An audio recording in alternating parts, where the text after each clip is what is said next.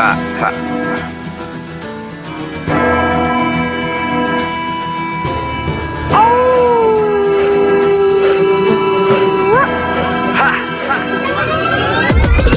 and swords, feel the wars, fighting my blood down to the core. Warriors from medieval age, fear the reign of night brigades. Crusades into the room, moving through the temples and tombs. Scared and placed, prepare to face Professor Awesome and the minions of doom. Professor Awesome and the minions of doom. Professor Awesome and the minions of doom. Professor Awesome and the minions of doom. Professor Awesome and the minions of doom. Professor Awesome and the minions of doom. Hello, minions. For those of you who have been wondering, I've been really busy lately, and after talking to a couple people saying, why haven't you been posting, netcasts and the like, I promised that when I had a spare second I would do that, and here I am with nary a spare second. I have spent the last 2 days kind of dealing with a lot of boring but important issues.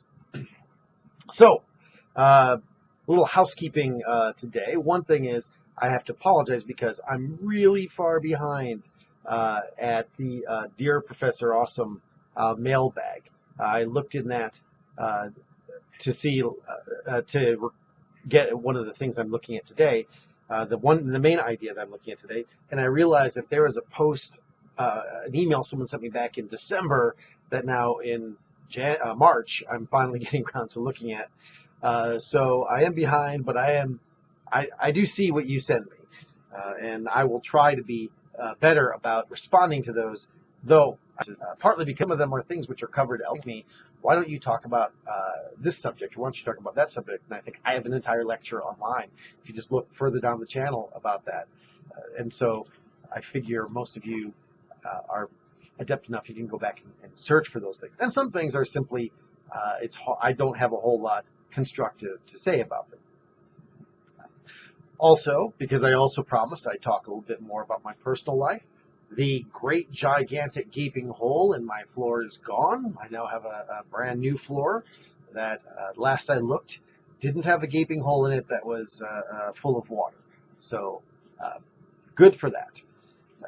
And we're in the part of the semester, those of you who don't know, between spring break and the end of the spring semester is always, I think, the busiest time of year in any kind of academic institution. And for us, it certainly is the case, and I've been dealing with those. Okay, enough of that stuff, though. That's not what you care about, I think. Today I want to talk about, why do we care about etymology? Now, I don't mean entomology, which is the study of insects, but etymology, which is the study of words, the study of connections between words. And some of you might think, well, I don't care that much about it, but I think as a society, as a culture, we do care about that. And I shouldn't even say as a society or as a culture, because it makes it sound like it's particular to our society or our culture. But I can tell you that if I go to a party and start talking about, my favorite authors or that kind of thing, unless it's full of the same kind of nerds like me, they're not going to be very interested in that. You're going to see eyes glaze over, and they're going to want to talk about some other issue instead. But if instead I kind of drop something in there about word origins, for example, one of my favorites for English majors is to talk about the word to edit. That the word edit comes from the word editor, not the other way around. Editor was not originally one who edits, but from back formation from that, people saw the word editor and thought, oh, it must be an editor, one who edits something.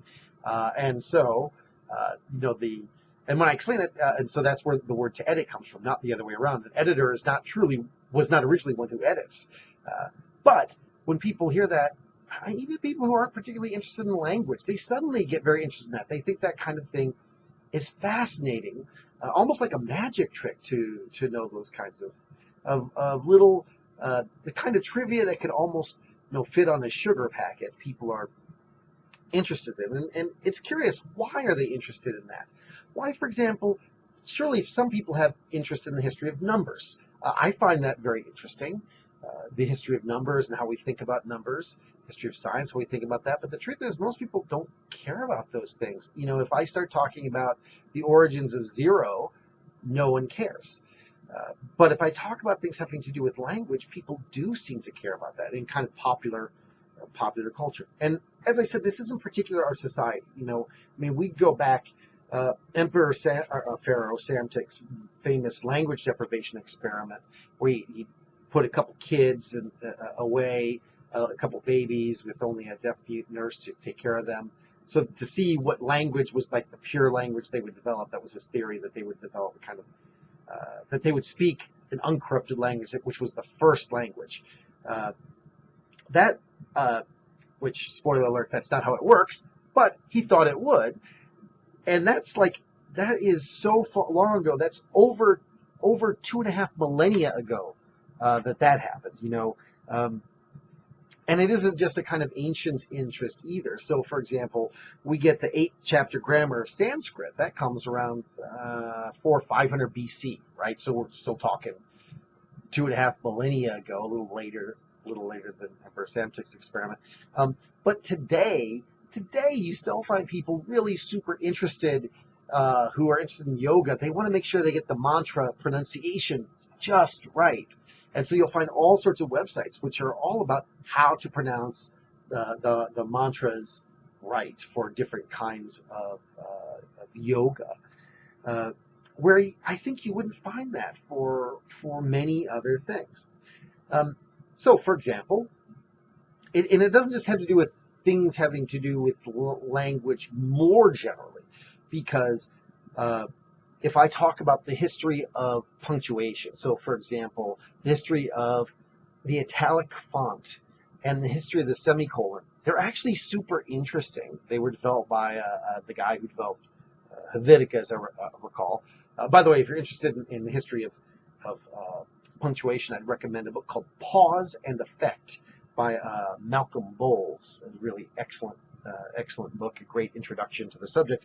But again, if I start talking about the history of the semicolon, people get really bored by that. They're not interested in that at all. But if I talk about the history of words, people are interested in that. Case in point, if you're looking at this on Professor Awesome's University, you'll see that Literative and Sarah Avon have the Endless Knot netcast, and also, by the way, they have a partner podcast, which is different kind of commentary on that. You should be listening to that too, as well.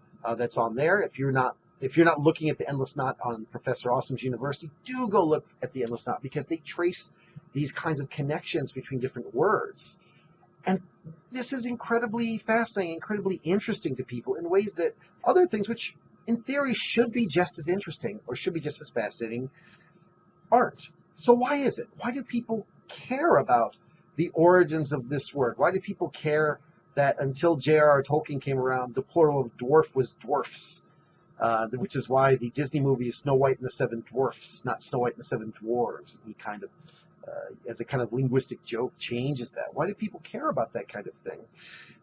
I think it actually has to do with magic. I think that we really look at words as somehow associated with magic or religion or the spiritual in ways that we don't with numbers or objects or other things. Even numbers, we have this whole field of numerology, yet still it's not quite the same kind of interest.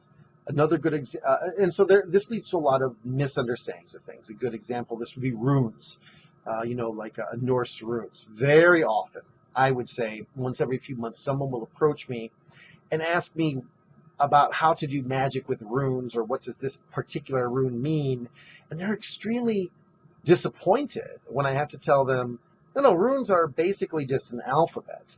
You can do, I guess, magic with them, I suppose, in the same way that you would do magic with any other alphabet, with the Latin alphabet that English uses, with Cyrillic, with the Hangul, the Korean alphabet, or the Japanese syllabary, or whatever. But we do have this sense that somehow it should be. I think people want it to be magical in some way. And this is deeply spiritual to us, in the way even sometimes then that's the written word. Even the written word is not, I think, to our way of thinking, even that is not as powerful as the spoken word. What do I mean by that? Well, I think a really good example of this, I mean, the kind of most obvious example of it, of course, in Judeo-Christian culture, is God speaking the universe into existence piece by piece. That somehow the word itself produces existence, and without the word, the thing itself does not exist. But let's take, for example, I think a really good example of how even the spoken word has supremacy over the written word for us in this case. Let's look at the Gospel of John. The Gospel of John, John starts with, in the beginning was the Word. The Word was, in the beginning was the Word was with God, the Word was God. He was with God in the beginning. And we have this kind of origin story to Jesus, talking about Jesus as the Word. However, in the same gospel, and this is why I want to use this rather than in the epistles later on, in the same gospel, the very same gospel, we have this account in John 8. There's this account of people essentially trying to trap Jesus theologically. And I just want to read you John chapter 8, verses 6 through 8. They were using this question as a trap in order to have a basis for accusing him, meaning accusing Jesus. But Jesus bent down and started to write on the ground with his finger. When they kept on questioning him, he straightened up and said to them, "Any one of you who is without sin, be the first to throw a stone at her." Again, he stooped down and wrote on the ground. Now, what's fascinating about this is John, the guy who opens by talking about Jesus being the Word, the guy who's never been afraid to sort of tell you, this is what Jesus said, this is what Jesus said, this is what Jesus said. He tells us Jesus stooped down and he wrote on the ground. And then he got up and he tells us what he said, and then he says he wrote on the ground. And he never tells us what he wrote on the ground. He never tells us the writing on the ground, which you would think would be intensely interesting.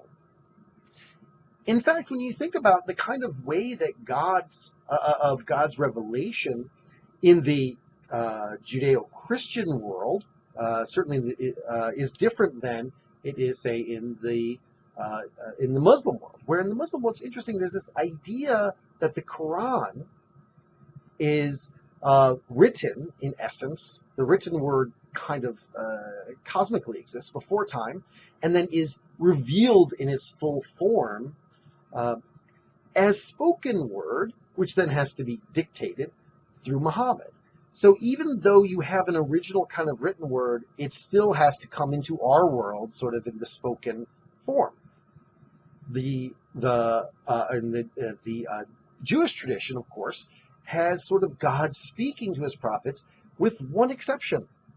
And that one exception is, of course, the one time that God writes, aside from in the Jewish scriptures, is with his own finger with the Ten Commandments.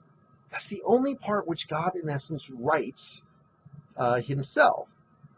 And then, of course, what happens immediately when Moses comes down and he sees the golden calf is those tablets, the only thing on which God has at this point ever written, is destroyed, is broken, and then gathered up and put into the Ark, the covenant.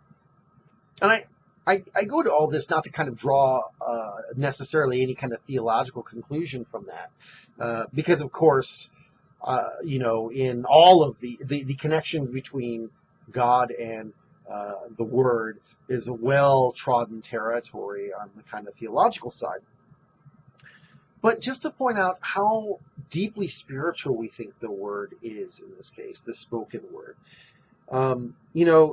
We will talk about magic words, magic spell. The word spell is something like a story, right? And in our minds, if a wizard is casting a spell and he gets the pronunciation wrong, even in a little bit, if he says the word wrong, it somehow loses its power. It's not about sort of gaining the the goodwill of the spirits and persuading or cajoling the spirits to help you, but rather you have to say it just right. If you say it a little bit wrong, then the spell either doesn't work or it misfires and a bad thing happens. And we have magic books, we have magic spells, we have magic words, we have these things. Now, we also have things like magic numbers, but they're not really that culturally important to us. We also have things like magical potions, right? Some kind of like thing you can make. But I would hazard to say that we like the concept of magical potions, but what actually goes in magical potions is kind of not super important to us. We like it for a kind of vague, esoteric knowledge, but no one's out there, or very rarely are people out there thinking, well, I'm going to make a magic potion in some way. Though people do this, we still tend to focus more on the word, the words that we'll say over this. Everything from constructing magical items, amulets, and things like this. These are all things that exist. Magic potions, magical items, magic amulets, magical sigils, magic numbers. These are all things, but they don't have for us the power of the magic word. That somehow the word is deeply magical, deeply spiritual. So the truth is, I don't really have an answer for you about why are people particularly interested in etymology. I don't have an answer for why this is, beyond to say, I think in some ways we associate it with the magical, with the spiritual. We have a sense that the word is powerful, and to understand the word is to understand the world. So that's all I have for you today, minions. Until next time.